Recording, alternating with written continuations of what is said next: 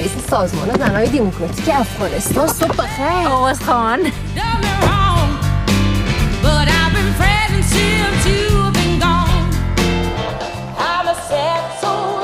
چی حال است؟ از برای خدا شما مسلمان نیستین، بشرمین. تو کی هستی؟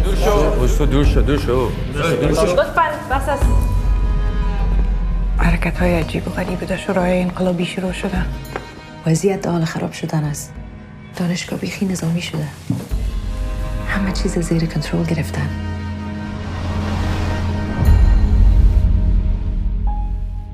خیلی عاشق هستی؟ عاشق تو؟ من چی میفهمی که یه آدم مانع موسیقی اون درس شوه؟ برام قول داده. دین عشق و دوستی. دین من عشق است. سیاست همیشه متضاد عشق است. عشق به کسایی که میخواه تغییر بیارن اتفاق نمیفته. بیچاره سیما.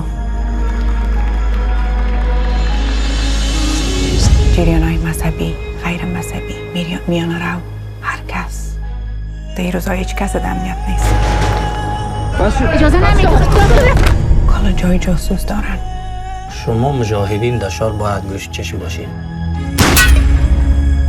درت از افغانستان باید براییم. نمیشه که کلمو فرار کنیم؟